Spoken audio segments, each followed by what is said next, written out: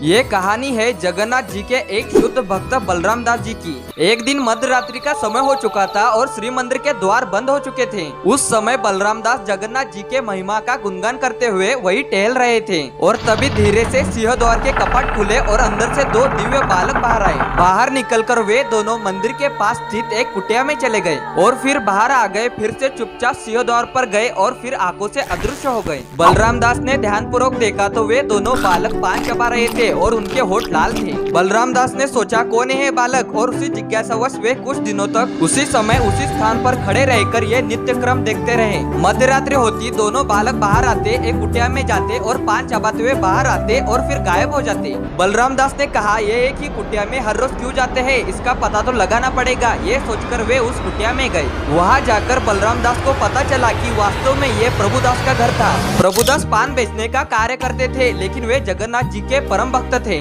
प्रभुदास प्रतिदिन देखते थे कि जगन्नाथ जी को दिन में 8 बार विभिन्न प्रकार के 56 भोग अर्पित किए जाते हैं। उन्होंने एक बार जगन्नाथ जी को कहा, अरे प्रभु कितना अच्छा होता अगर आपको भोग अर्पित करने के बाद पान या सुपारी अर्पित की जाए, फिर आपका भोजन संपूर्ण हो जाएगा। लेकिन मैं जानता हूँ प्रभु कि इस मंदिर में आपको पान अर्पित करने की कोई प्रथा अभी तक प्रचलित नहीं है। प्रभुदास बोले, लेकिन हाँ मेरी अदम्य इच्छा अवश्य है कि काश मैं किसी दिन आपको पान अर्पित कर सकूं। एक दिन बलराम दास और प्रभुदास मंदिर में ही एक दूसरे से मिल गए। बलराम दास ने पूछा, प्रभुदास मध्य रात्रि में दो बालक आपके घर आकर आपसे पान लेकर जाते हैं, क्या वो आपको पान की कीमत देते हैं? प्रभुदास ने कहा, वो मुझसे प्रतिदिन पान लेकर जाते हैं, लेकिन वे दोनों बहुत ही आकर्षित हैं, इसलिए मैं उनसे पान की कीमत मांगना ही भूल जाता हूँ। बलराम दास ने कहा, जब ये दोनों बालक आपके पास आएंगे तो आप उनसे पान की कीमत मांगना, और अगर वो आपको पान की कीमत ना दे पाए तो उनसे बंधक के रूप में उनकी चादर आपके पास रख लेना। अगले दिन फिर से मध्य रात्रि में वो दोनों बालक प्रभुदास की कुटिया में आए।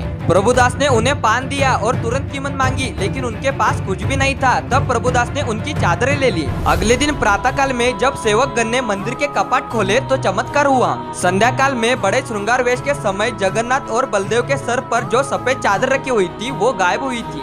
मतलब वे दोनों बालक और कोई नहीं बल्कि भगवान जगन्नाथ और उनके बड़े भ्राता बलभद्र थे। अगर वीडियो पसंद आए तो वीडियो को लाइक करें और कमेंट्स में जय श्री जगन्नाथ जरूर लिखिए।